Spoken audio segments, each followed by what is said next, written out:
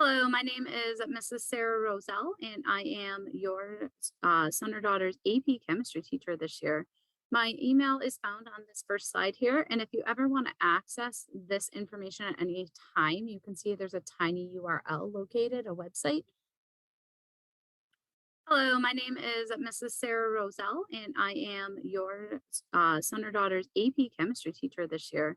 My email is found on this first slide here, and if you ever want to access this information at any time, you can see there's a tiny URL located, a website, where you can always just open the presentation.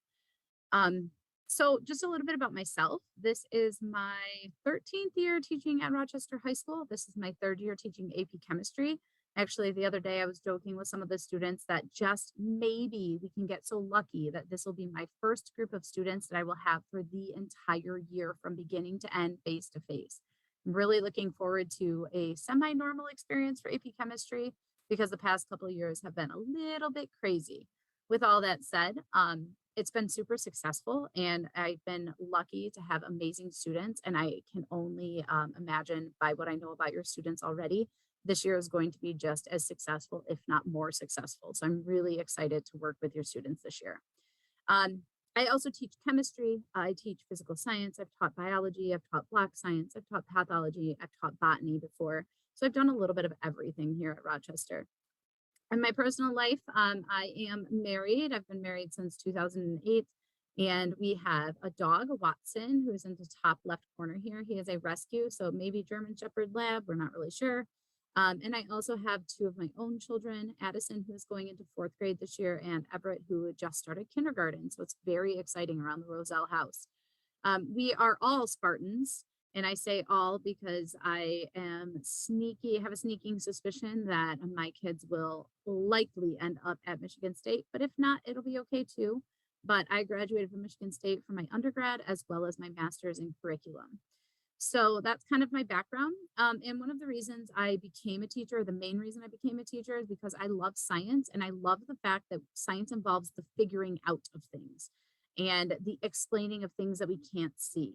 And so I think it's really important that we focus on that. And I tend to stay away from focusing on memorization and try to focus more on the understanding of concepts. And luckily, the College Board curriculum and standards that are set forth support that development of ideas as opposed to memorizing.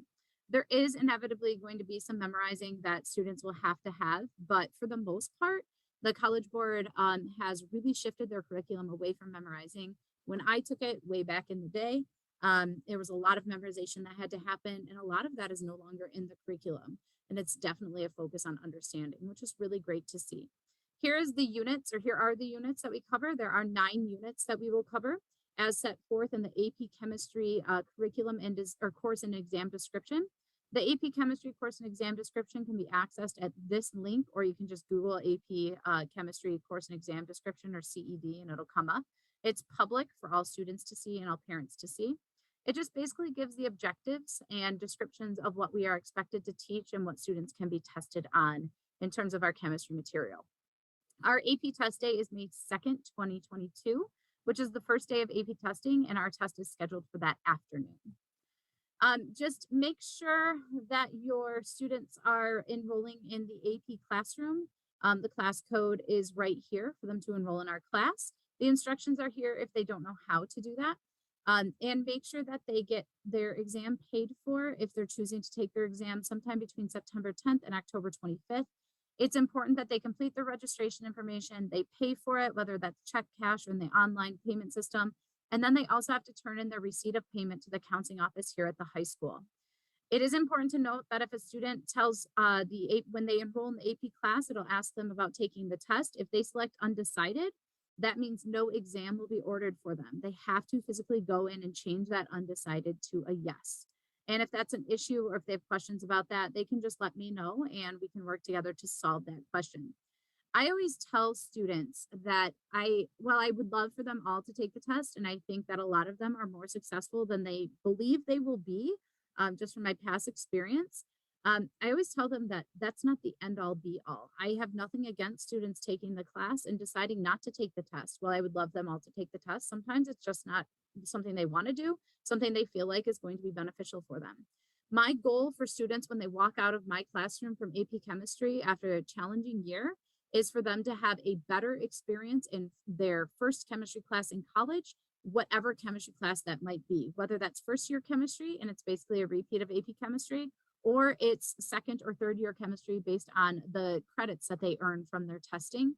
I hope that it's just a better experience in college chemistry than they would have had otherwise. So again, I would love for them to take the test, and I've had great success on the test from students in the past, but I also know the challenges that have been present in their lives recently, as well as just the fact that they're still teenagers and they have a lot going on, and sometimes the stress is just not worth it.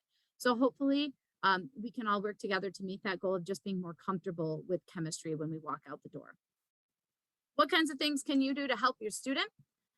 It's pretty straightforward and probably things you've heard from other people. The biggest piece, especially for these students, is help them learn to advocate for themselves in their education. It is really important for them to communicate with me and make sure that they have constant communication. They're advocating for their needs. This class moves at a really fast pace. We have a lot of information to cover. And so if they aren't advocating for themselves, then oftentimes they can get left behind. And I want to make sure that that doesn't happen. It's really important to focus a lot on how they can learn from their mistakes or things they consider to be failures. These students, especially, really struggle with things other than A's. They believe that anything other than an A oftentimes is a failure, and it's 100% not. I've had plenty of students in this class that have gotten less than an A, and they're still super thankful for the experience, and they still felt like their college experience was way better because they took this class. And they were always grateful that they took this class, even if they didn't earn that A. The thing to remind students as well, remember that this class is graded on the 5-point scale as opposed to the 4-point scale. So from a GPA perspective, it's a little bit different than your traditional classes. One of the things that I like to focus on is the learning process. The learning process, not just the grades. And again, they're so focused on grades and I get it, but it's also about that learning process. So for example, we always do test and quiz corrections for the multiple choice parts of the test and quiz where they can earn some points back and also learn from their mistakes so that they don't make the same mistakes again. So again, really focusing on the learning. I try to also help their grade in addition to the learning, but the learning is going to be very important. Google Classroom is going to be important for them. I always put resources on Google Classroom, things that we're doing during the day, during class, as well as extra resources and their homework in case they forget what they're supposed to do. They can look on Google Classroom. Some homework will be digital, some will be in paper. What I found last year is most students after the first semester, they preferred, when we came back second semester, they preferred everything to be on paper. And they felt like that was a better way for them to keep the resources organized. So while I have everything digitally, I also will be printing a lot of things in class because I think that most students would prefer that to the digital resources. How can students be successful? It's really important that they participate and ask questions. We're going to do discussions, we're going to do lectures, we're going to do labs, a little bit of everything. So they really need to participate so I can help tease out those misconceptions and those incorrect things. It's okay for them to be wrong because that's how we correct those things and move forward when we get those incorrect thoughts out. We need to form a team to work with. I highly encourage students to have some group chats on social media where they help each other out and they engage in discussion. We do a lot of that in class, and they're really good about that for the most part. But they really learn to work together and they find that their team and their support team is really beneficial to their success as we move forward. Complete all assignments and utilize practice opportunities. Very little homework is going to be created or collected in this class. In fact, homework is only worth 10% of their overall grade. 20% will come from labs and 70% will come from tests and quizzes or formal assessments. So while assignments and homework is not necessarily given for a grade most of the time, it is a given occasionally for a grade. And it's also really important to utilize those because that's how they will improve their scores on their assessments. It's also important that they use a planner. A lot of your students have a lot of AP classes and they have a lot of things going on from clubs to sports to jobs to family things, friends. So they have a lot going on in their lives. And so using a planner to help stay organized is going to become really important. Some of them want to use a digital planner, which works sometimes, but some of them really need to have a paper planner where they can see physically what they're doing and what they need to do and how things shake out. They need to ask questions regularly, not just at test time, so we can make sure that we can work together to piece these things together over time. If they have a misconception at the beginning, it's really hard to fix that misconception if we've already worked through 10 things after that that are connected. And so it's really important that they ask questions regularly. Binder is going to be really important. They're going to get a lot of papers. A binder to help stay organized is an amazing idea. And we've already talked about that a little bit in class, and a lot of them already have those. Review nightly so there's less cramming at test time. So sometimes they'll get required homework, sometimes they'll get optional homework. Even if they have optional homework, I still encourage them obviously to do that or at least do some of it. And if no homework is assigned or they're ahead of the game, I still encourage them to spend some time reviewing because at test time it can be really overwhelming. They can always schedule a time to meet with me about any issues before school, after school, lunch, passing time. Any of those times will work. Sometimes it takes 5 minutes and we can work through our problems, or sometimes it takes 20 minutes and we just find a time that works for all of us. And we just kind of talk about it, talk through it, come up with a plan, and we move forward. And obviously, parent view and student view are going to be very important to keep up with their progress. And if you notice anything happening, you can always feel free to contact me. Here again is my email address in case you have any questions or anything that I need to know. Just thanks for letting me spend time with your teenager. I've already had a really, really great time getting to know them. And I really enjoy having them in class, and I enjoy the questions that they have in their work ethic. So I'm hoping that we're able to continue that throughout their busy years. And last but not least, if you want to find this presentation, the website again at the bottom will allow you to find this presentation if you want to just click on any of the links. Our syllabus is also located on student view and parent view in the course resources. So if you ever wanted to pull up the syllabus with any of this information, you can also pull up that as well relatively easily. I hope you all have a great day.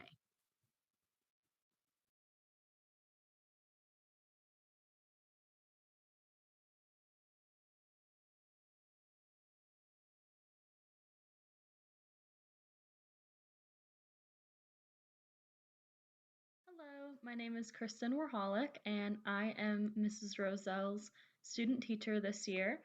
I'm from Oakland University. That's where I go to college, and I'm doing my internship year for student teaching at Rochester High School this year, which I'm very excited about. Mrs. Rosell and I are teaching chemistry and physical science together, so it should be a good year. I have a slide with some information about myself. In the upper right corner, you'll see just a picture of me without a mask on because I feel like so often now I'm wearing a mask in front of the kids. This is the picture I showed them on the first day so that they knew what I looked like. In the bottom left, there's a picture of my family. My mom and dad have been together forever. They met in elementary school and have been dating or married ever since. And I have two older siblings. My older sister is 27 and she's married to an awesome guy. So I've got a brother in law as well. He's not in the photo, but he exists. And I also have an older brother in the photo. We're at his college graduation. He graduated from Michigan State University.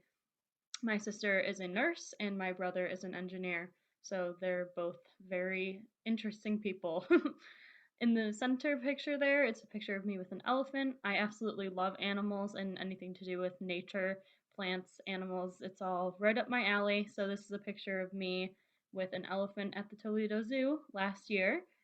And finally, in the bottom right corner, there's some cards. In my free time, I enjoy doing calligraphy, so those are some of the cards I've made over the past year as gifts for people or as like congratulations or thank you cards. So just a couple of my hobbies are calligraphy, drawing, things like that.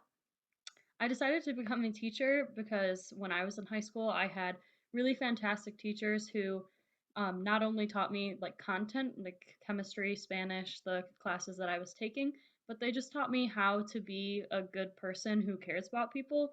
And I thought that they were really influential and great people in my life. So I decided I wanted to make a difference in the lives of the high school students now, and that's why I'm a teacher. So I hope that this year I can get to know your children very well and become somebody who helps them figure out the content of chemistry or physical science, but also just figures out what life is all about and what kind of person they want to be and what they might want to do with their life. So Thanks so much for getting to know me, and I hope we have a great year.